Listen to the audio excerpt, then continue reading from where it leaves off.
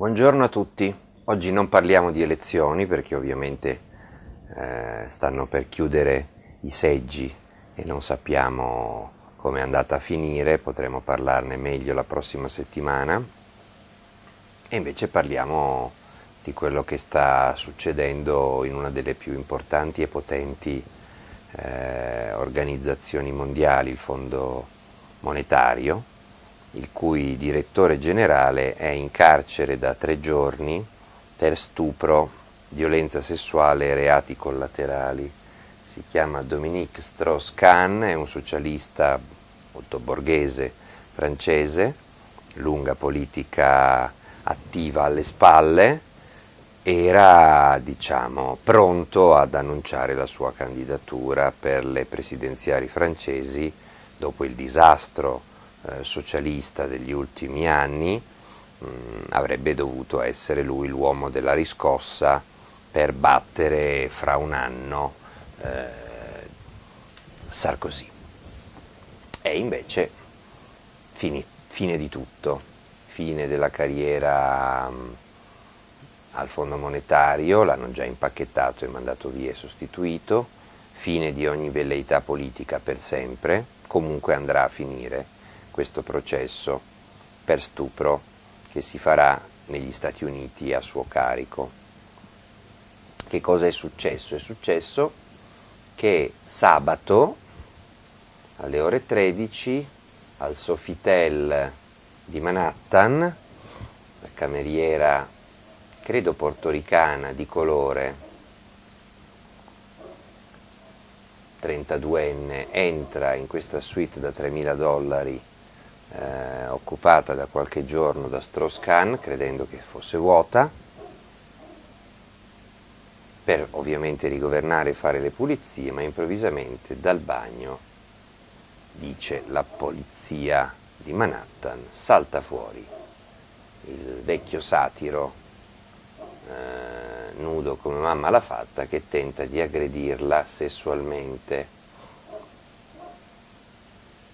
e tenta insomma di costringerla a prestazioni sessuali sulle quali non è nemmeno interessante addentrarsi. Sta di fatto, molto più importante ai fini del processo, quello che succede dopo naturalmente, cioè il fatto che lei scappa e chiama il 911, che sarebbe il nostro 113, cioè il centralino della polizia, e la polizia piomba sul posto, ma Strauss-Kahn è appena scappato.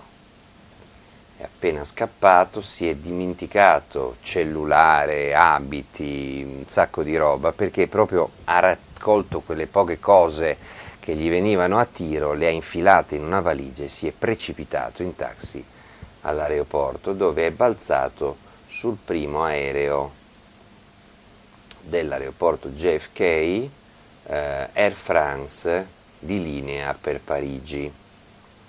E già a bordo dell'aereo ha già effettuato le operazioni di imbarco quando alle 16:45, cioè meno di 4 ore dopo dal fattaccio, i poliziotti salgono sull'aereo, lo pregano di scendere, lo portano con sé al commissariato di Harlem. Immaginatevi la scena al commissariato di Harlem, tutti di colore tranne Strauss-Kahn, interrogato, gli chiedono subito cosa è successo, lui nega tutto, viene disposto il confronto all'americana, cioè la cameriera dietro un vetro assiste alla sfilata di 4, 5, 6 persone, 4 o 5 sono ovviamente comparse, uno è Strauss-Kahn, lei immediatamente lo indica come quello che qualche ora prima l'ha costretta o ha tentato di costringerla a fare sesso orale, e da quel momento la posizione di Strauss-Kahn si complica perché naturalmente il giudice gli farà, appena inizierà l'udienza, la domanda di rito che si fa sempre agli indagati imputati in America, e cioè come ti dichiari, colpevole o innocente. Se ti dichiari colpevole puoi sperare di avere degli sconti di pena, di patteggiare.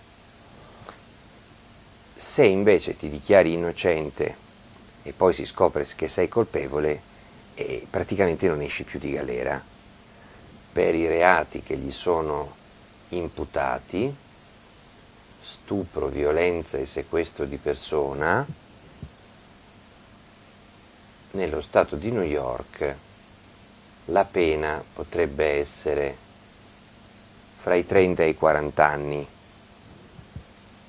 circa 20 anni per la violenza sessuale e lo stupro, più un bel po' di anni, chi dice 5, chi dice 10 per il sequestro di persona, e poi i reati collaterali. Naturalmente c'è l'aggravante anche nel caso in cui venga accertata la sua colpevolezza di essersi dichiarato innocente e quindi di avere mentito alla giustizia. Sapete che nei paesi anglosassoni lo sperjury, cioè il giurare il falso anche per difendersi, è reato, oltre agli altri reati. Silvia Baraldini fu condannata a 40 anni per terrorismo e a 2 o 3 anni per avere mentito sui reati che aveva commesso, negandoli. Soltanto in Italia è consentito all'imputato prendere in giro il pubblico ministero e la corte e difendersi mentendo.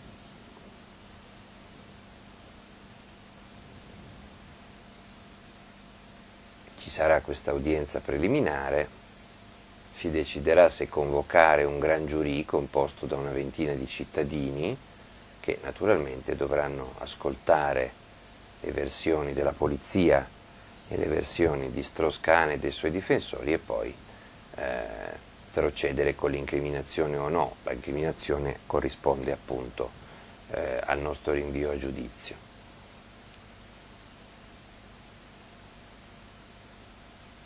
La cosa interessante, al di là del fatto in sé, insomma non è la prima volta e non sarà nemmeno l'ultima che un uomo molto potente tenta di abusare del suo potere con una ragazza debole sicuramente, magari convinto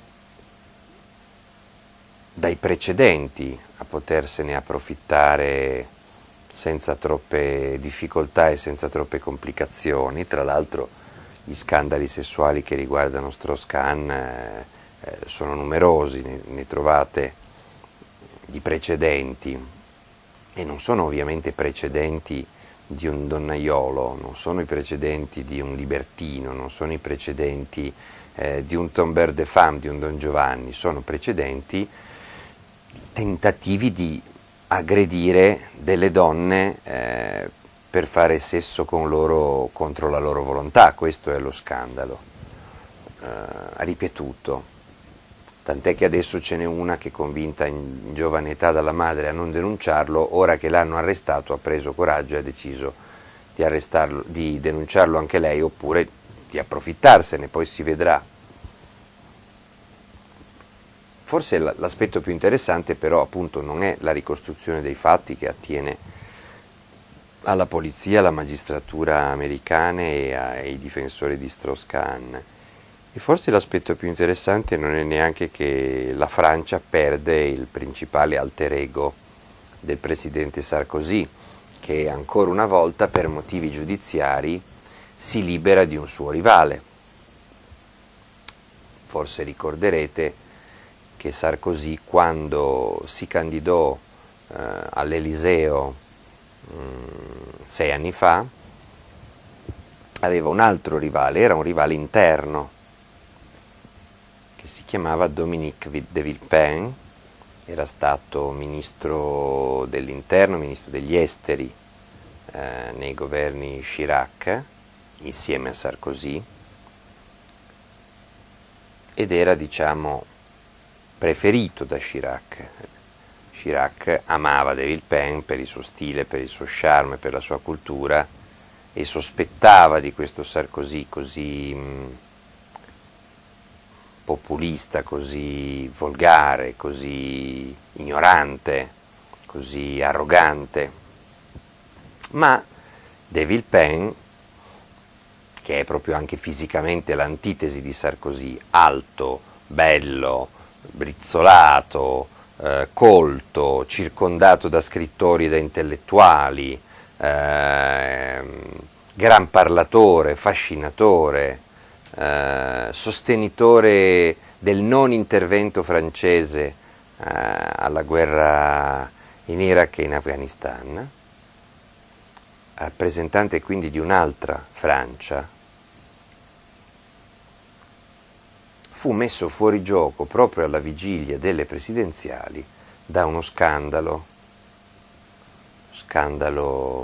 di presunto spionaggio. Fu accusato da uomini fedeli a Sarkozy, de Villepin, di aver fatto spiare un sacco di gente dai servizi segreti, fra cui anche Sarkozy. Ci fu il processo, l'affaire si chiamava l'affaire Clearstream, processo che de Villepin subì da imputato, si fece le sue udienze, nel frattempo aveva rinunciato completamente alla politica attiva, ha rinunciato a candidarsi alle presidenziali, lasciando quindi campo libero a Sarkozy che lo aveva fatto denunciare. Pensate se in Italia non ce ne sarebbe abbastanza per parlare di uso politico della giustizia. Tu fai fuori il tuo avversario facendolo incriminare per il reato di averti spiato. Pensate che cosa si sarebbe detto in Italia poi della conclusione di quel processo Clearstream contro de Villepin. De Villepin fu assolto completamente per non avere mai commesso nessuno dei fatti che gli venivano imputati, e invece di tirarsela da perseguitato, invece di accusare Sarkozy di averlo fatto fuori, disse semplicemente: la mia carriera ricomincia e spero di poter essere ancora utile al popolo francese, ma intanto all'Eliseo c'era andato Sarkozy per 7 anni. Adesso il più accreditato rivale, non più nel suo partito gollista come era il caso di de Villepin, ma nel campo avverso, e cioè nel Partito Socialista, era Strauss-Kahn, e Strauss-Kahn cade per uno scandalo sessuale. In Italia naturalmente tutti sarebbero già pronti a strillare, tutti gli amici di Strauss-Kahn, tutti i compagni di Partito Socialista di Strauss-Kahn sarebbero pronti a strillare alla cospirazione politica, al complotto politico, alla macchinazione. E effettivamente se voi andate a controllare su internet, qualcuno che ipotizza una macchinazione a favore di Sarkozy ai danni di Strauss-Kahn c'è. Nessuno però di quelli che dicono che c'è la macchinazione sostiene che Strauss-Kahn debba restare al suo posto, al Fondo Monetario Internazionale, né tantomeno che debba mantenere comunque la sua candidatura all'Eliseo in attesa degli sviluppi del processo e delle sentenze. E questa è la fondamentale differenza che c'è fra il nostro paese e tutti gli altri.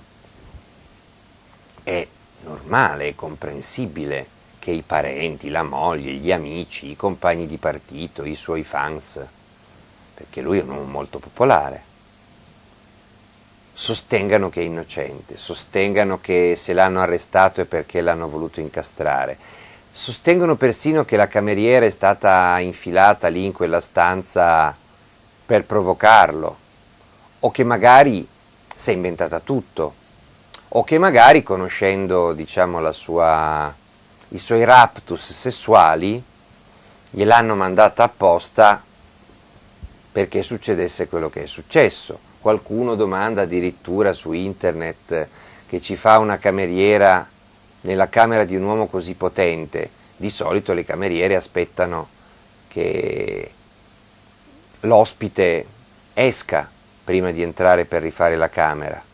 Insomma, vanno a cercare il pelo nell'uovo per non dover ammettere ciò che mai vorrebbero ammettere, e cioè che si sono fidati della persona sbagliata. Ed è, ripeto, comprensibile, umano, va bene, insomma, forse se fosse finito così uno dei nostri migliori amici, anche noi tenteremo di tutto pur di non arrenderci alla sua colpevolezza e per difenderlo.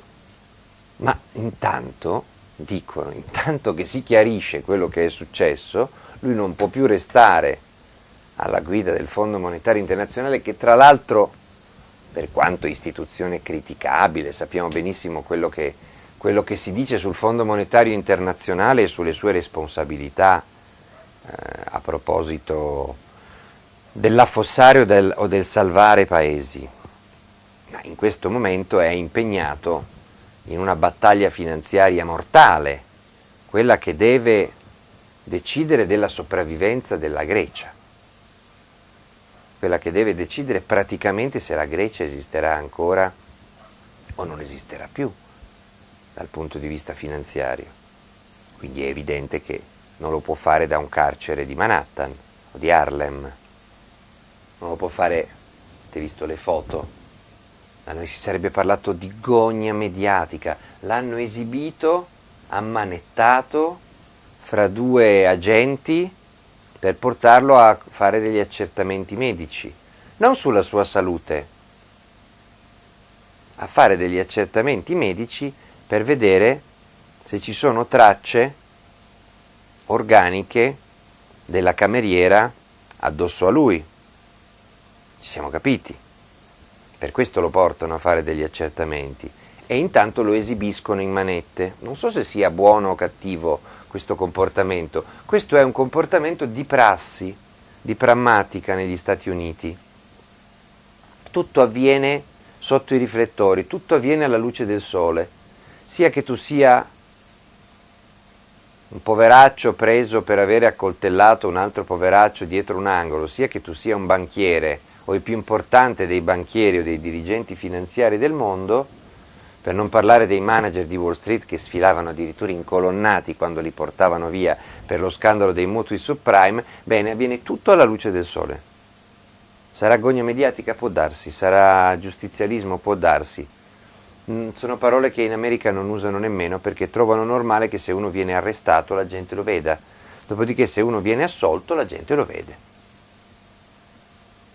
Soltanto da noi c'è questo razzismo, questo classismo per cui il poveraccio può essere mostrato con 60 manette, 60 schiavettoni e 60 catene, invece il ricco e il potente no. Il ricco e il potente, quando viene mostrato in manette, è gogna mediatica.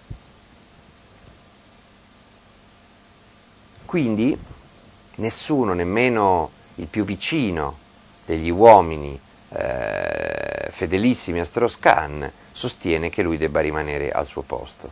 E tutti lo danno per spacciato,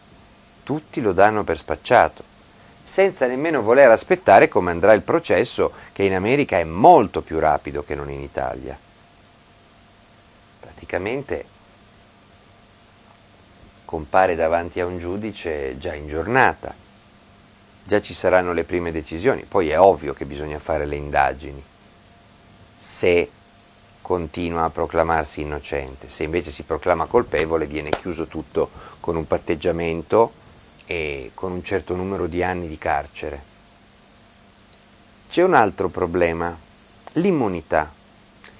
I dirigenti del Fondo Monetario sono equiparati a uomini di Stato e di governo e quindi godono dell'immunità, di certa immunità. Troverete tutti i dettagli se andate a vedere su internet qual è lo status degli alti dirigenti del Fondo Monetario. Bene, pare che nessuno abbia nemmeno preso in considerazione l'ipotesi di fare avvalere di questa immunità, o meglio di concedere a Strauss-Kahn la possibilità di avvalersi di questa immunità. Perché? Perché le immunità, abbiamo ripetuto milioni di volte, ma è sempre meglio insistere, Le immunità servono per tutelare non le persone, ma le cariche. E infatti, di solito, sono associate a comportamenti attinenti alle cariche che si ricoprono.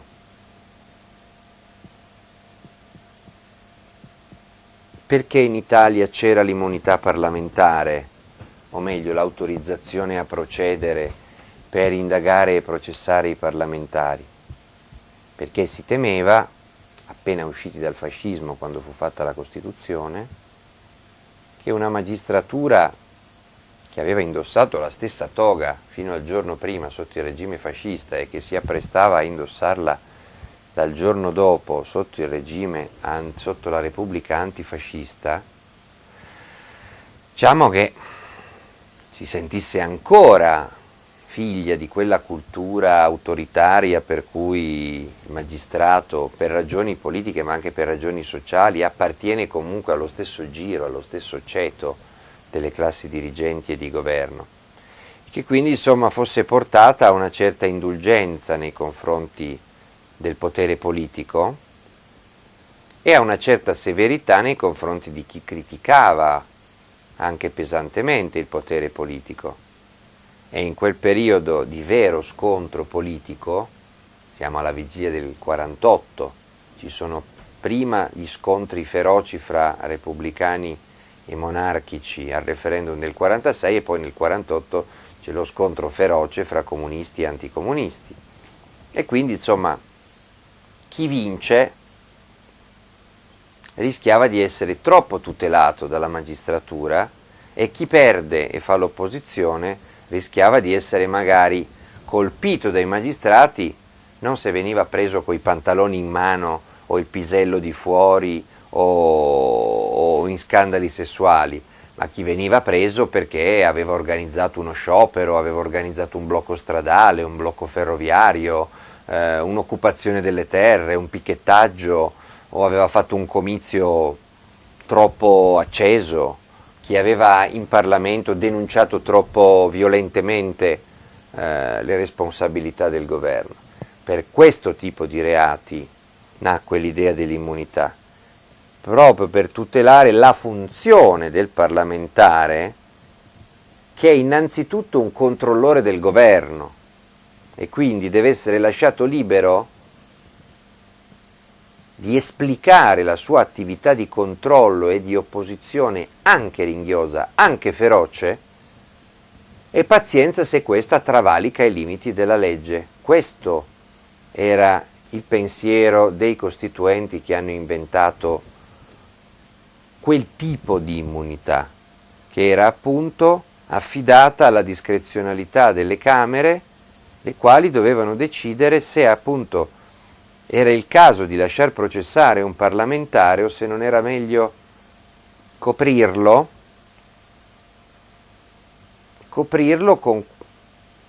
non con l'impunità, ma con la possibilità che appunto si riconoscesse la sua funzione di oppositore anche strenuo, anche estremista, anche eccessivo rispetto ai canoni normali, proprio perché comunque è bene avere un'opposizione viva, vivace, vitale, sveglia, non assopita e addormentata e supina come ai tempi del fascismo. E allo stesso modo tutte le immunità che ci sono nel mondo riguardano o per legge o per interpretazione i compiti, le funzioni ricoperte da chi ne gode. Non per nulla sono i capi di Stato che spesso hanno l'immunità, non tutti, alcuni ce l'hanno vita natural durante, i re, altri ce l'hanno finché dura la carica, i presidenti della Repubblica, altri non ce l'hanno proprio.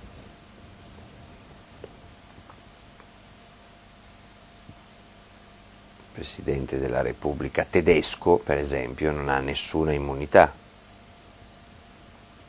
Il Presidente della Repubblica americano non ha nessuna immunità. Il Presidente della Repubblica francese, può essere processato dopo lo scadere del suo mandato. Ma stiamo sempre parlando, anche nei casi di immunità, di reati collegati con la funzione. Il reato sessuale, per esempio, non può mai essere collegato con la funzione. Perché? Perché tra le funzioni di un politico, di uno statista, non c'è quello di andare a trombare in giro. Possono naturalmente avere la loro vita sessuale, ma senza commettere reati, senza violare la legge. Quindi senza stuprare nessuno, senza molestare nessuno, senza violentare nessuno, senza intimorire o soggiogare nessuno, senza andare con minorenni, senza partecipare a giri di prostituzione. Se lo fanno, peggio per loro, non c'è nessuna immunità, non c'è nulla di politico o di istituzionale in questi comportamenti. Se Strauss-Kahn avesse nominato al Fondo Monetario Internazionale un suo amico come suo consulente, o avesse dato incarico a un istituto di sondaggi o a un'agenzia di PR di fare delle consulenze per il Fondo Monetario, avrebbe potuto essere sospettato di favorire qualcuno o di sfavorire qualcun altro, di aver esercitato male la discrezionalità del suo potere. Probabilmente in quel caso sarebbe stato giusto che godesse dell'immunità, esattamente come se avesse detto, non lo so, chi ha governato la Grecia negli ultimi 10 anni è un deficiente, visto dove l'ha portata dal punto di vista finanziario, e se il deficiente di turno lo avesse querelato, probabilmente sarebbe stato giusto proteggere Strauss-Kahn perché nell'esercizio delle sue funzioni aveva dato un giudizio anche magari eccessivo sulla capacità o l'incapacità di governare da parte dei greci. Ma il fatto che abbia cercato di violentare una cameriera, spiegatemi voi che cosa c'entra con le funzioni. Ecco perché non salta in mente a nessuno di tirare in ballo l'immunità, anche se i dirigenti del Fondo Monetario Internazionale ne possono godere. Perché? Perché ne va di mezzo l'istituzione. Se viene coperto con l'immunità uno che inseguiva una cameriera portoricana per le camere di un albergo. A questo punto qualcuno di voi dirà: ma ci hai presi per deficienti? Ma possibile che ci devi spiegare queste cose? Ma ci arriviamo perfettamente anche noi, ed è verissimo. Cioè è verissimo che ci si può arrivare, non è verissimo che ci sia qualche deficiente in giro. Per definizione, passaparola, i deficienti non lo guardano. Ma lo facevo notare per far notare quanto è diverso il modo di ragionare, o meglio, quanto è facile ragionare nei paesi normali su vicende di cui ormai sappiamo quello che è necessario sapere, e quanto è difficile invece fare un ragionamento normale in Italia. È sufficiente che voi sostituiate Dominique Strauss-Kahn con Silvio Berlusconi, o a caso un qualunque altro politico italiano finito nei guai in questi anni, per vedere che subito le cose facili diventano complicate. C'è chi lavora per complicarle, per incasinarle, per intricarle, per fare in modo che alla fine i fatti, che sono molto chiari, diventino confusi, nessuno capisca più niente di quello che è successo, e a quel punto possano intervenire i soliti trombettieri del principe a ricamarci sopra e a spiegarci che in fondo dov'è il problema se uno cerca di violentare o violenta una cameriera, che in fondo tutti nella loro vita violentano le cameriere, che in fondo come possiamo fidarci della parola di una cameriera rispetto alla parola di Dominique Strauss-Kahn, e che in fondo, ma ve lo vedete Dominique Strauss-Kahn che tenta di violentare una cameriera portoricana quando può permettersi ben altro gratis? Oppure qualcuno che ci dice che in fondo Dominique Strauss-Kahn non ha fatto niente di male perché l'uomo è uomo, il maschio è cacciatore. Oppure che, insomma, ogni tanto uno si deve pur sfogare. Oppure che, dov'è il problema? Al massimo Strauss-Kahn è l'utilizzatore finale della cameriera. Sono tutti argomenti che hanno cittadinanza soltanto in Italia. Sono espressioni intraducibili in altri paesi. Perché? Perché negli altri paesi, per quanto nessuno sia perfetto e per quanto gli scandali capitino anche all'estero, non esiste quella fauna di leccaculo che in Italia accompagna i potenti. E li accompagna non solo per reggergli la borsa, per tenergli il pisello quando vanno a pisciare, per mettergli il trucco in faccia, per pettinarli, per scrivergli i discorsi, per ricordargli gli appuntamenti, per rispondere al telefono al posto loro, per aprirgli l'ombrello quando piove o quando fa troppo sole, per allontanare gli elettori che vogliono fare domande scomode. No, quella corte di leccaculo serve anche a diffondere slogan e luoghi comuni per fare in modo che il maggior numero di persone possibile dia ragione a loro anche quando hanno torto. Sono quelli che noi erroneamente chiamiamo i giornalisti di destra, se difendono un leader di destra, o i giornalisti di sinistra, se difendono il leader di sinistra. Non sono né giornalisti né di destra né di sinistra, sono dei leccaculo. Sono dei leccaculo che passano la loro giornata a dare ragione al padrone che li paga. E quindi si inventano il così fan tutti, l'embè, il che male c'è, il complotto, l'accanimento giudiziario, la persecuzione, la macchinazione, le toghe rosse, le toghe guardone, le toghe sessuofobiche, per nascondere i fatti che di solito sono molto chiari, esattamente come sembrano molto chiari nel caso di Strauss-Kahn. Noi abbiamo un Presidente del Consiglio che si intratteneva nottetempo con una minorenne, la pagava, la copriva d'oro, le faceva promesse, quando veniva beccata a rubare la faceva liberare dalla questura spacciandola per la nipote di Mubarak, e quando si è scoperto tutto questo, lei ha cominciato a parlottare un po' in giro e lui le ha detto che se fosse stata zitta o se avesse fatto la matta per rendersi non credibile, l'avrebbe coperta d'oro, e lei si aspettava milioni, 5 milioni. E diceva: in parte sono già stati pagati, in parte non ancora. I fatti sono quelli, sono chiarissimi.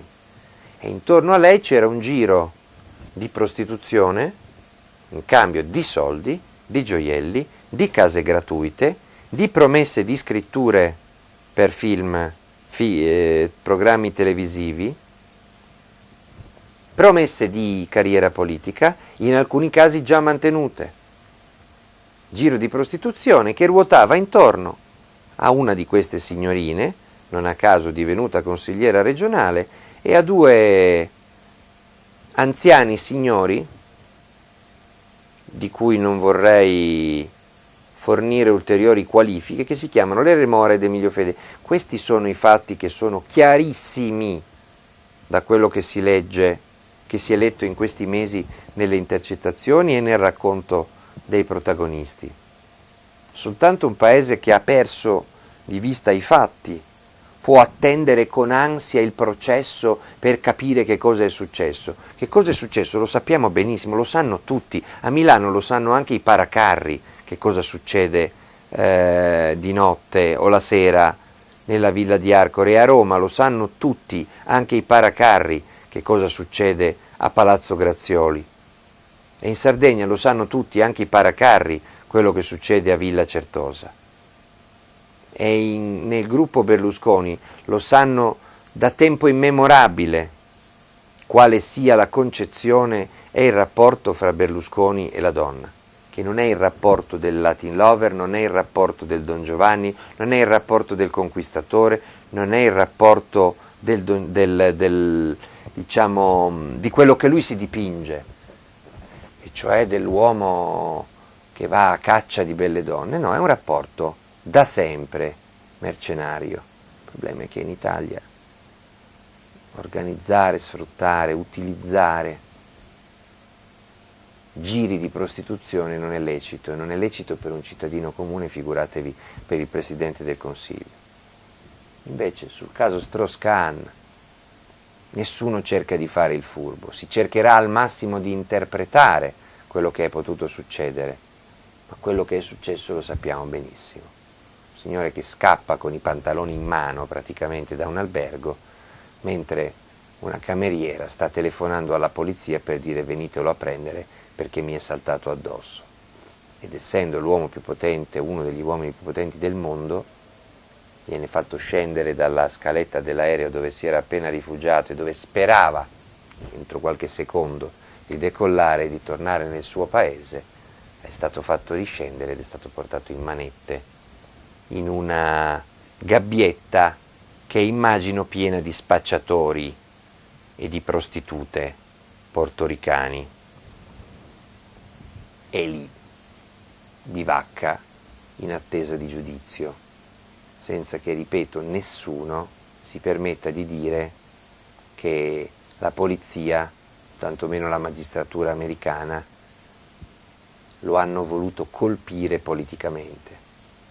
Al massimo, se qualcuno l'ha voluto colpire politicamente, tutto ciò è avvenuto prima, ma nessuno si sognerebbe di mettere in dubbio le istituzioni e le autorità che sono preposte al controllo di legalità negli Stati Uniti, anche se quell'indagine ha ricadute politiche, molto più rilevanti di quelle che hanno avuto gli scandali di Berlusconi, anche perché appunto in quei paesi prima ti togli dalla vita politica o dalla vita imprenditoriale o dalla vita istituzionale e ti vai a difendere, poi eventualmente torni. Nessuno se lo ricorda e pochi giornali l'hanno rammentato, ma Dominique Strauss-Kahn, e con questo voglio lasciarvi, 15 anni fa, quando era ministro dell'economia del governo socialista Jospin, fu sospettato di uno scandaletto piuttosto minuscolo, non di tangenti. Lui prima di entrare in politica faceva l'avvocato e fu accusato di avere percepito una retribuzione fittizia da un ente pubblico. Bene, quando la cosa uscì sui giornali non ci fu nemmeno il tempo di lasciarlo incriminare dalla magistratura.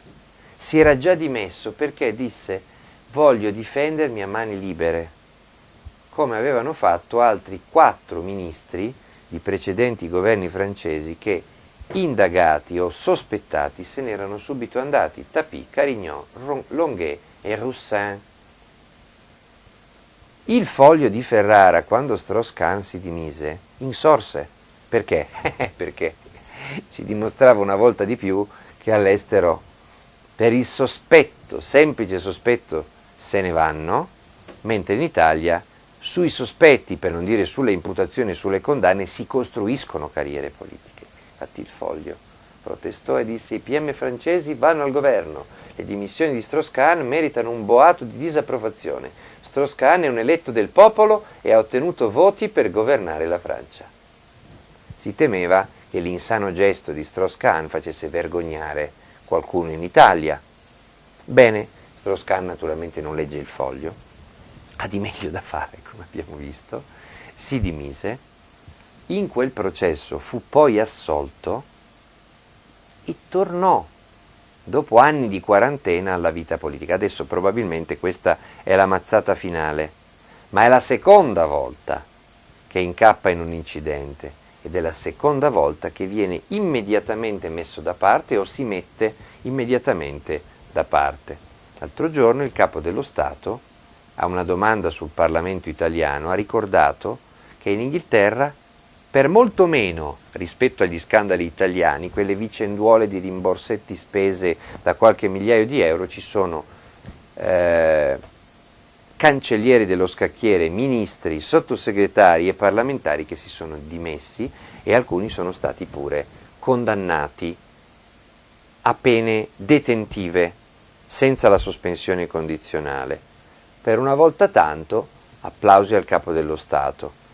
Ogni tanto fa bene aprire le finestre, dare un'occhiata a quello che succede nelle democrazie vere, sempre per non perdere il contatto con le democrazie vere. Speriamo di avere un giorno una classe dirigente, non dico che non incappa in scandali, quelli sono purtroppo inevitabili entro certi limiti perché la natura umana è quella che è, ma almeno una classe politica che quando scoppiano gli scandali li risolve con le dimissioni dell'inquisito anziché con le dimissioni del magistrato. Passate parola, buona settimana.